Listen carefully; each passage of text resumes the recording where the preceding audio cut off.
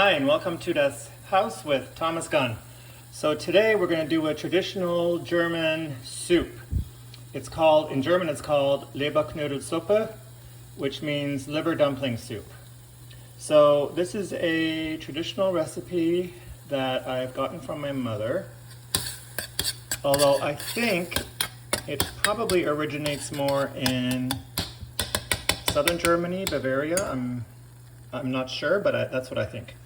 So the first step is we're going to get right into this because it's not a very long process. So the first step is to soften up one small to medium diced onion in about a tablespoon of butter.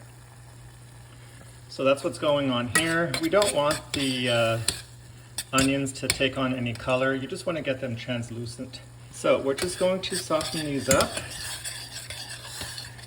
They're almost there. And then I'll come back really quick and we'll add the herbs. So there we go. The onions have been softened up. To this now, a quarter cup finely chopped parsley, fresh parsley. I don't think you can substitute dried. And a half tablespoon of dried marjoram. Marjoram is an important ingredient in this, so do try to have some. It's easily found, it's readily available. So we're just going to let this cool down. We're going to mix this in. And we're going to let it cool down and we're going to put it aside. We're back. So here is my ground liver. Let's just put that in our mixing bowl. So I just processed this in my food processor. You can ask your butcher to do this for you, but I mean, it's really simple. As long as you have a food processor, and even if you don't, just take the little extra time it'll take you to grind it or to dice it super finely with a knife. To this, we're going to add a tablespoon of Dijon. Oh la la, le Dijon. To that, we're going to add the mix that we had previously made with the onions and the parsley and the marjoram. That's going to go in here as well. Let's give that a little mix.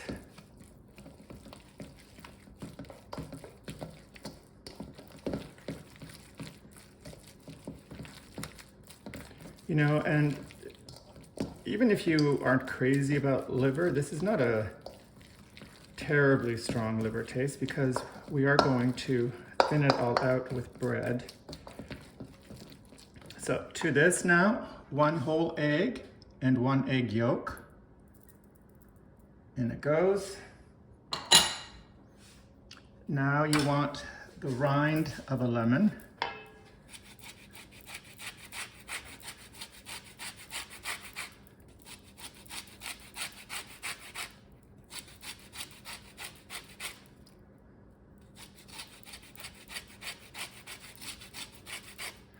This is not the best grater. I used to have one of those long one that looks like a wood rasp,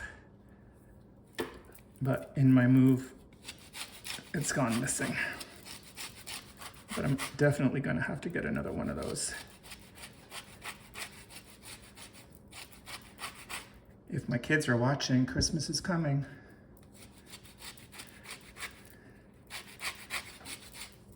So there we go. The rind of a lemon, and it wasn't a terribly big lemon. It was a medium lemon, and I didn't take it all off. So let's mix that in. Incidentally, while I'm doing this, just to let you know, this is going to be cooking in a beef stock. So I am not making my own beef stock. I've bought the stock that's in cartons. I've bought one regular and I've bought one unsalted. because I prefer to have it undersalted and be able to add my own salt than to have it oversalted, and then, you know, you're kind of stuck. You would probably have to keep adding water until it's thinned out so the salt isn't as strong. Okay, so there we go. To this, salt and pepper. So you know what, usually I just sprinkle it on, which is what I'm gonna do. So I just you know, make sure that there's a little bit on the entire surface.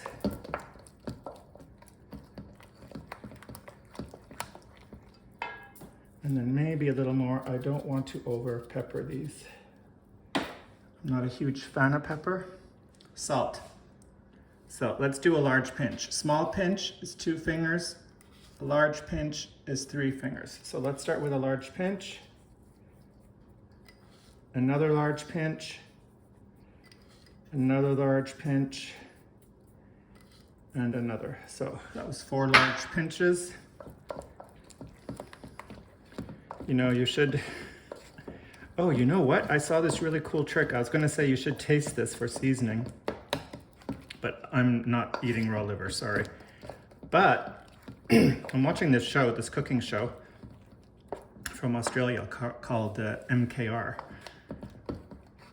which I'm really enjoying. But what I saw them do to taste something like this is she took like the tiniest amount, like a teaspoon, and she cooked it, which is actually what I'm gonna do. So, you know, I won't do that here, waste your time, but I'll let you know if I end up adding more salt. So what I'm gonna do is take a teaspoon of this, cook it up, taste it, and then I'll let you know. All right, and we need a little bit of nutmeg. So 1, 2, 3, 4. Let's do 5. 5 little shakes of nutmeg.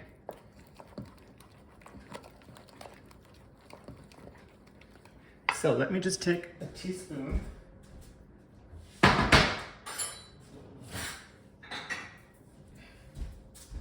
I'm gonna put this aside. I'm gonna cook that and taste it. Smart, right? So now we need bread. Like I told you earlier, you need regular white bread that you stick in the toaster. I've counted them. I have 15 slices here. You need 350 grams. So I'm just gonna tear these in half or in thirds and put them in a food processor. Let me move that over.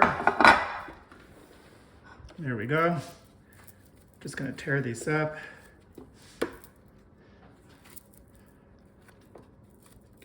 So if you know anything about German cooking, they do make a lot of dumplings using bread like this. I mean, I don't mean this particular type of bread, I mean in this fashion. So it's kind of like a bread dumpling, except there's meat in it, which I guess kind of makes it like a stuffing. So it's a ball of liver stuffing, there we go. Okay, get that in. Now I'm gonna pulse this until it's a fairly fine crumb. I'll let you see that. Get the top on.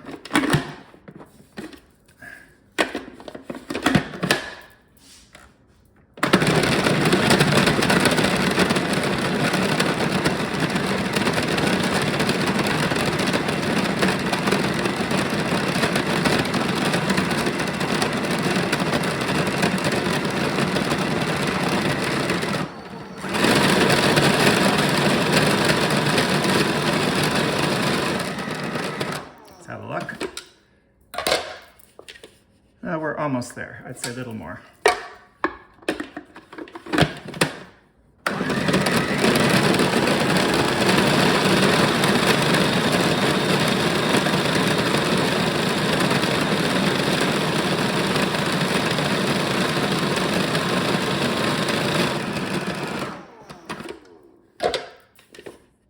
Yeah, I'd say that's good.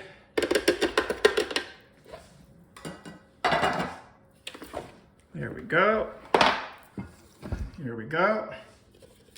So you're going to pour this into there. Seems like a lot. And we're going to give this a good mix.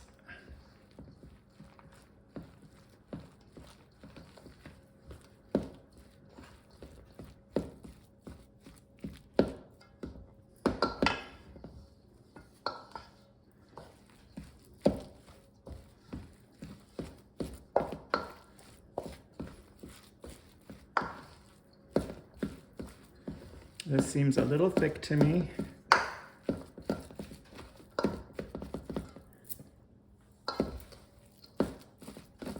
So I probably could have used 2 less slices of bread. But we can remedy this. I'm just going to add another egg.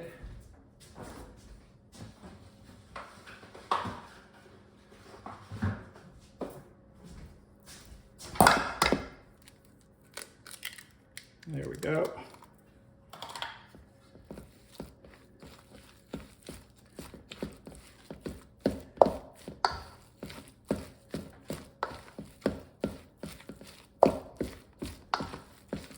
Oh, sorry, I bumped you guys.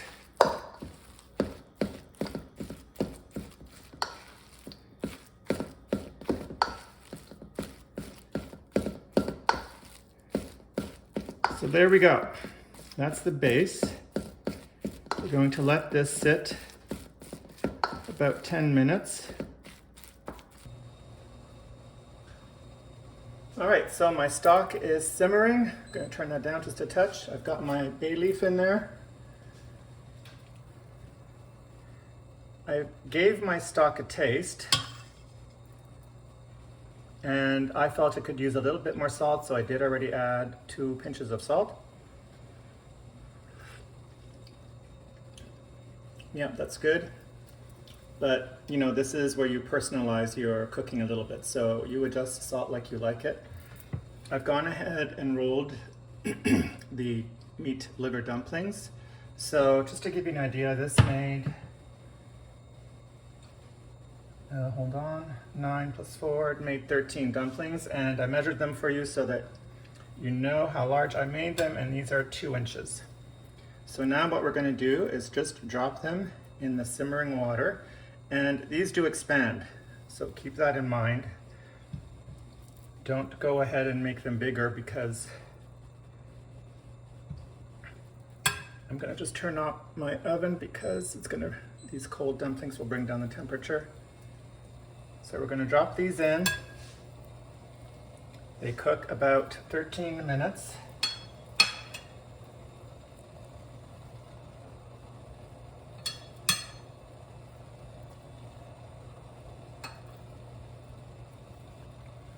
So I'm just going to keep doing this.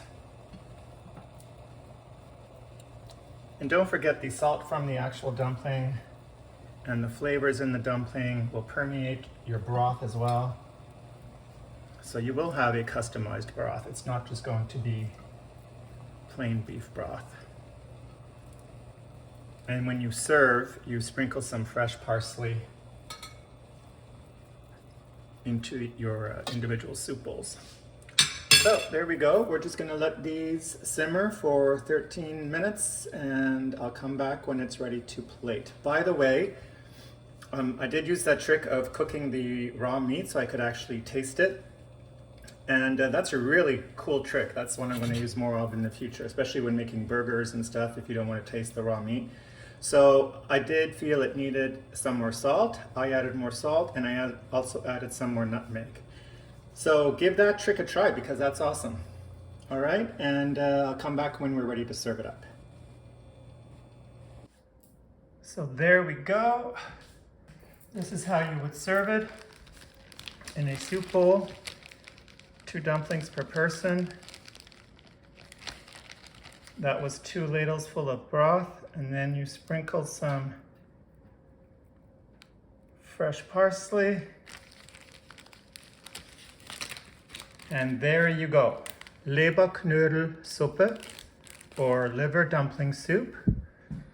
Give this a try. You'll be surprised how many people actually like it. Everybody maybe is not a fan of liver, but this is really, really a traditional German soup. So with that, I will wish you a lovely day. Bon appétit, guten Appetit, until I see you next time.